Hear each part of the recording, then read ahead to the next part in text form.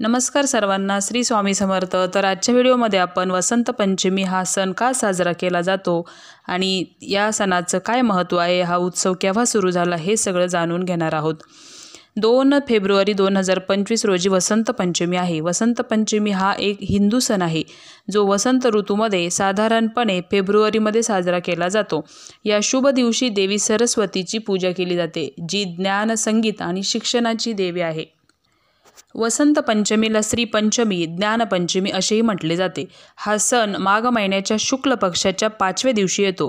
हिंदू परंपरेनुसार संपूर्ण वर्ष 6 ऋतूंमध्ये विभागले गेलेले आहे, ज्यात वसंत, ग्रीष्म, वर्षा, शरद, हेमंत आणि शिशिर ऋतू समाविष्ट आहेत। या ऋतूंमध्ये वसंत ऋतूला सर्व ऋतूंचा राजा म्हटले गेलेले आहे आणि म्हणूनच ज्या दिवशी वसंत ऋतू सुरू होतो तो दिवस वसंत पंचमीचा सण म्हणून साजरा केला जातो। वसंत पंचमी का साजरी केली जाते? वसंत पंचमी हा जीवनातील नवीन गोष्टी सुरू करण्याचा शुभ दिवस आहे। गृहप्रवेश करत या दिवशी अनेक जण नवीन घरात प्रवेश देखील करतात, नवीन व्यवसाय सुरू करतात किंवा महत्त्वाचे प्रकल्प सुरू करतात। हा सण समृद्धी आणि सौभाग्याशी संबंधित असतो। वसंत पंचमीने असे मानले जाते की वसंत ऋतू सुरू होतो, जो पिके आणि कापणीसाठी चांगला वेळ असतो। हा सण कडाक्याच्या थंडीनंतर वसंत ऋतूचा पहिला दिवस, कापणीचा काळ मानला जातो। भारत हा प्रामुख्याने कृषीप्रधान देश असल्याने या सणाचे भारतीयांच्या हृदयामध्ये खूप महत्त्वाचे स्थान आहे। याचा अर्थ असा आहे, या दिवशी माता सरस्वतीचे दर्शन झाले होते अशी धार्मिक श्रद्धा देखील आहे। त्यामुळे या दिवशी वसंत पंचमीच्या दिवशी सरस्वती देवीची विशेष पूजा केली जाते। माता सरस्वती ही ज्ञान आणि बुद्धीची देवी मानली जाते। वसंत पंचमीच्या दिवशी माता सरस्वती हे ज्ञान, बुद्धी, कला आणि विद्येचे वरदान मानले जाते।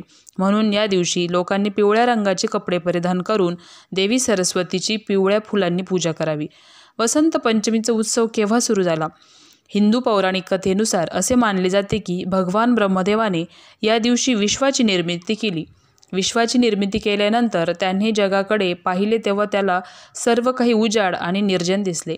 कोणीच बोलत नसल्यासारखं वातावरण एकदम शांत वाटत होतं। हे सर्व पाहून ब्रह्माजींचे समाधान झाले नाही।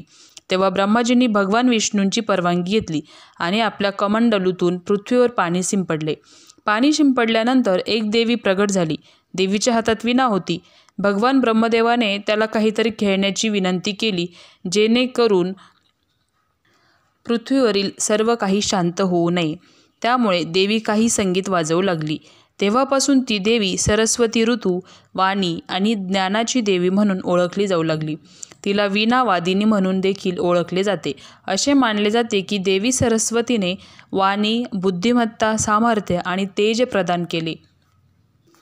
सर्वप्रथम सरस्वतीचे पूजन करावे आणि आपल्या मुलांच्या जिभेवर एम हा सरस्वती मातेचा बीज मंत्र लिहायचा आहे। तो मंत्र दर्भ्याच्या काडीने किंवा डाळिंब, तुळशी किंवा सोन्याच्या काडीने मधात बुडून लिहायचा आहे। या सरस्वती मातेच्या सेवेने मुलांची बुद्धी तल्लख होते आणि त्याचबरोबर सरस्वती मातेचा आशीर्वाद मिळण्यासाठी सरस्वती स्तोत्र मुलांकडून 11 वेळा वाचून सेवा करून घ्यावी, जेणेकरून सरस्वती मातेचा आशीर्वाद आपल्या मुलांना लाभेल। तर आजचा व्हिडिओ जर तुम्हाला आवडला असेल तर चॅनलला लाईक करा, सबस्क्राईब करा आणि व्हिडिओ पूर्ण बघितल्याबद्दल धन्यवाद।